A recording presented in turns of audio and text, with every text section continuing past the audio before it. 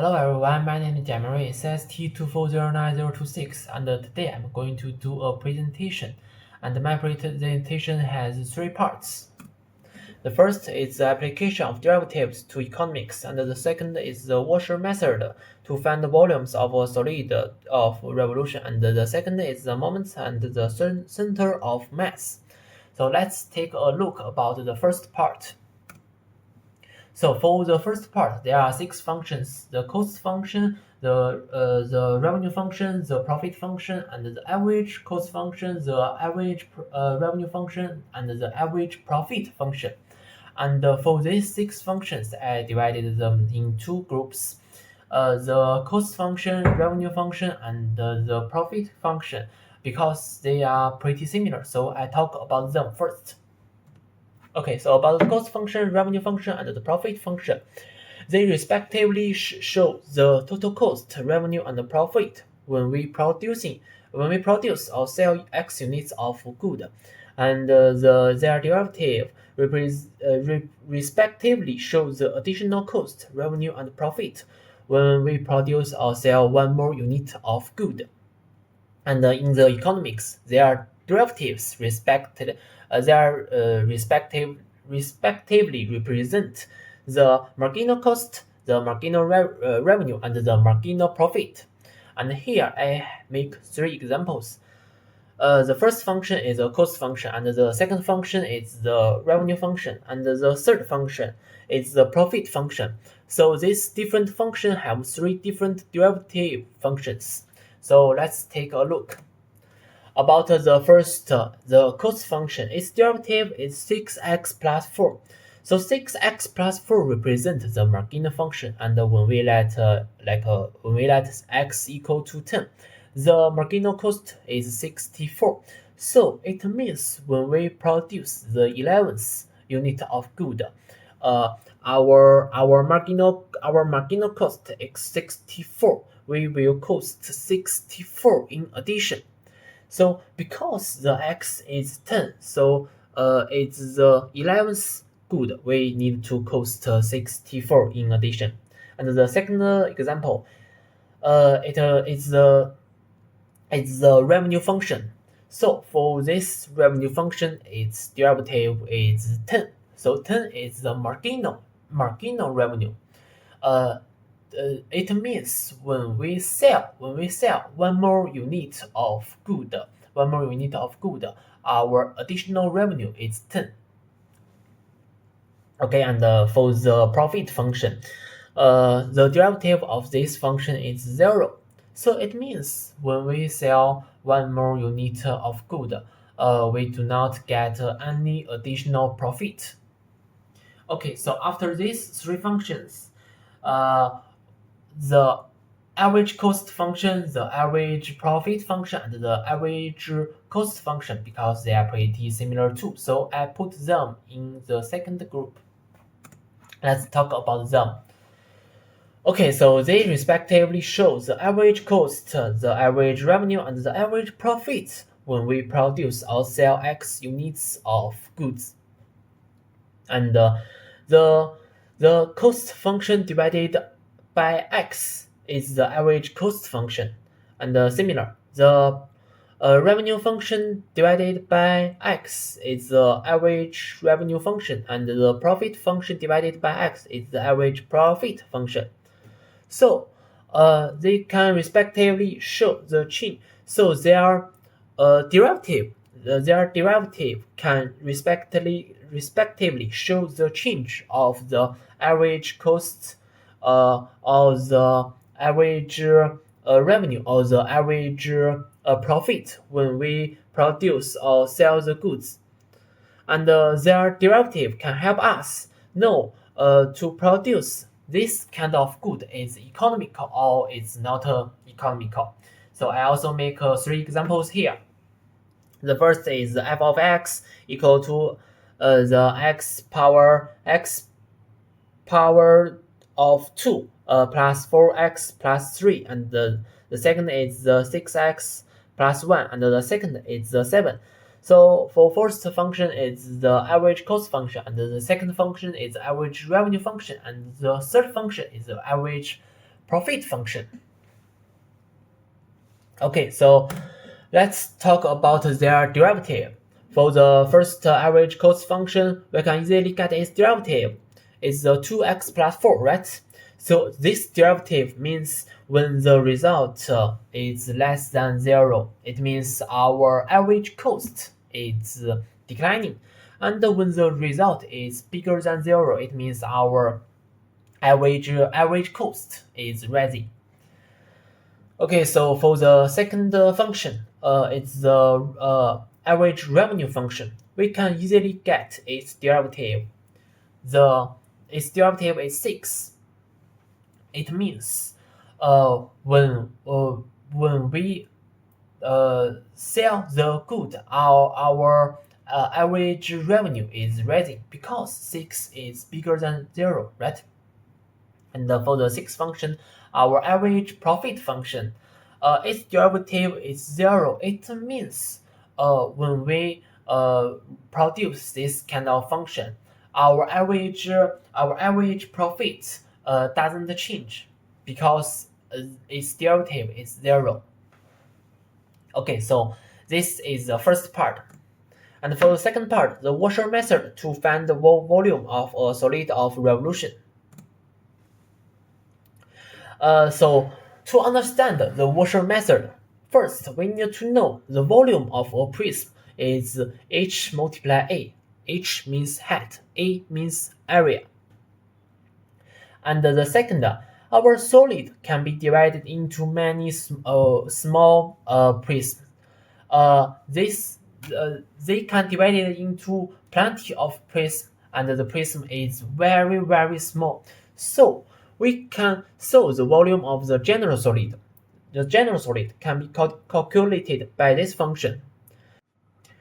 V equals the definite integral from a to b of x with respect to x. So in this function, a of x represents the area of cross section at x, and so it's for the general solid, but for our washer method, the washer method can calculate the special solid. But what is the special solid like? The special solid is like it's hollow. It means there is a hole inside this special solid. So at this time, if we use this function, it will calculate pretty difficult. So we can use the washer method. So now let's try to imagine the special solid is formed by spinning a region along one line. We can understand the washer method better by the specific example, and now I'm going to make one example. Here, the example is find the volume of the solid generated by revolving the region bounded by the parabola y equal to x to the power of 2, negative 3x plus 3, and y equal to 1 about the x-axis. So first, if we want to imagine it, we need to draw the map about it, right? So I draw the map about it, and after calculating, we can know y equal to x to the power of 2, negative 3x plus 3, and y equal to 1 meet at x equal to 1 and x equal to 2. These 2 points, right? So we can write 1 and 2 on our map. And the third step, we can choose one point, just like x equal to 1.5, okay? On our y equal to x to power of 2, negative 3x plus 3. And after revolving the region, y equal to x to power of 2, negative 3x plus 3 is also revolved. And the point on this function is also revolved, right? So it means our point, we just choose the x equal to 1.5, it is also revolved, right? So what the point revolved, what can it form? It will form a circle. It will form a circle. So, and this circle is a smaller circle.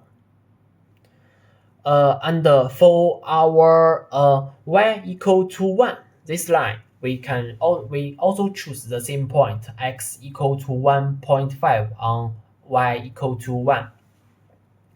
And it has the same theory to the above y equal to x to the power of 2, negative 3x plus 3.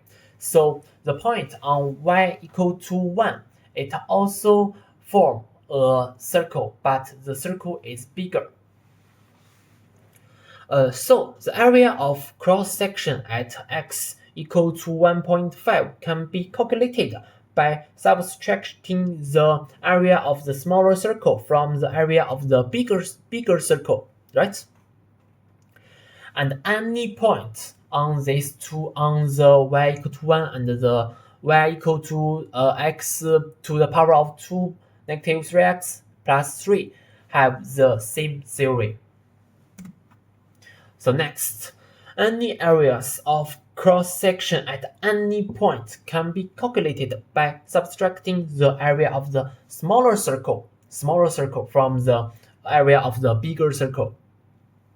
Right? So we can write the function of a of x equal to pi multiply r to the power of 2 and the negative pi multiply the r to the power of 2.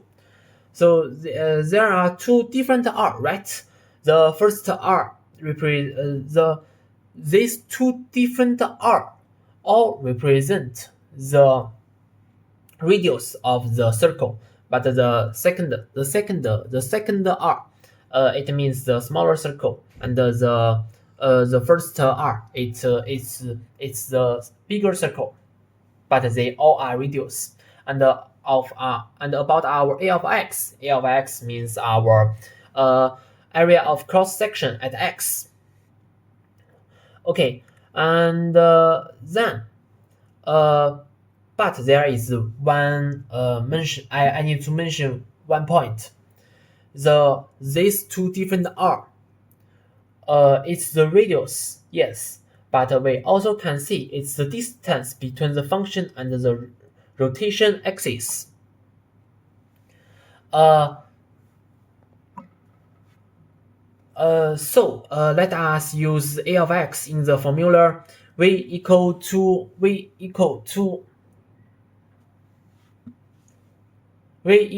the definite integral from a to b of a of x with respect to x. And then we can get this function. We let a of x into this function. We can get this function. Is v equals to the pi multiply the definite integral from a to b of r power of r to the power of 2 negative the r to the power of 2. Of course, there are different r, right? With respect to x, because it's revolving about the x-axis, but when it's revolving about the y-axis, we need to change the formula. And we can use the formula in this example. And we use the data. We use the data on this example. In this formula, we can get the result. Its result is 3 divided by 10 multiply pi. So we get the result, but and we also understand the washer method, how to use it, and we also know the true meaning of our washer method.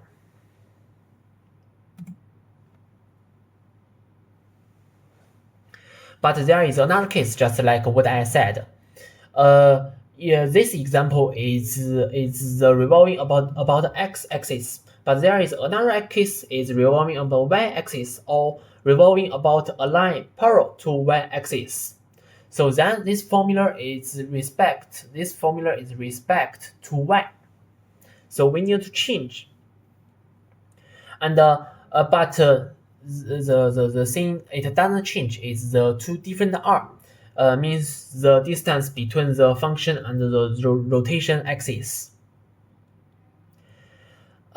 So that's all about the second part. And for the third part, moments and certain center of mass. The first we introduce the center of mass. The center of mass, we can call it a balance point. What does it mean? It means the point which the object balances. Is an important concept in physics and engineering. So no matter this object is a plate, a line, or it's a solid, they all have the center of mass. And for our moment, what does the moment mean? Moment means moment is used to calculate the location of center of mass, and it is also an important concept in our engineering and physics.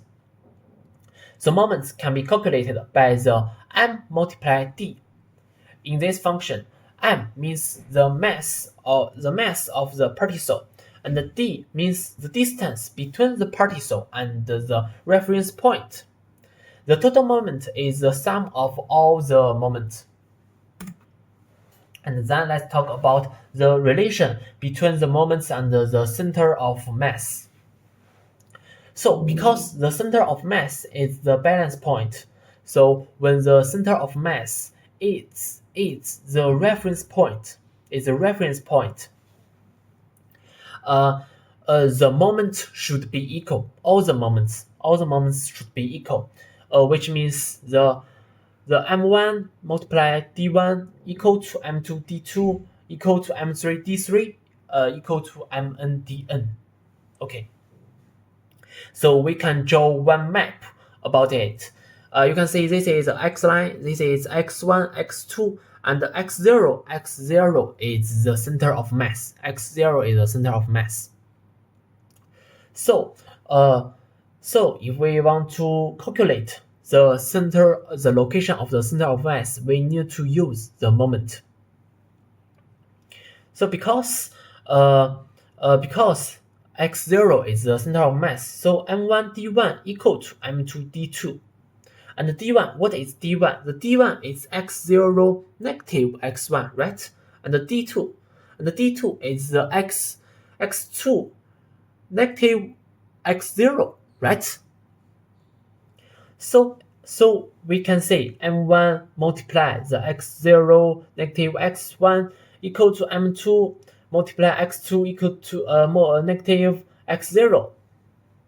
So for m1 x0 plus m2 x0 equal to m2 x2 plus m1 x1. So we can get the x0 is m1 x1 plus m2 x2 divided by m1 plus m2, right? Okay, so we get the formula about the center of mass. It's this. The sum of mi xi divided by the sum of mi. And I make one example about it to help us understand it. The example is find the center of mass of the system of objects that have masses 7, 8, and 5 at the point 0, -1, 1, 0, and -2, 2. We are supposed to write the map first and affirm the location of the points. This is the map I draw. This is the 0, -1, this is the 1, 0, this is the -2, 2. So hypothesis, the coordinate of the center of mass is xy, right? xy. But because these three points, they are not in one line, so we need to calculate x and y respectively. So first, let's calculate x. According to the formula, we can find that formula aims at the point on one line. So if we want to calculate the x, we need to use the coordinate with respect to x-axis. So let's just use the data about in this example into this formula. X equal to m1 x1 plus m2 x2 plus m3 x3 divided by m1 plus m2 plus m3 because there are 3 points, right? So after that, we can calculate the x is equal to -1 divided by 10. So the y have the same 0, but y is, of course, y is the point coordinate with respect to y-axis, right? We need to use this data. After calculation, we can find y is the 3 divided by 20, right? And after calculating, we know the center of mass is -1 divided by 10.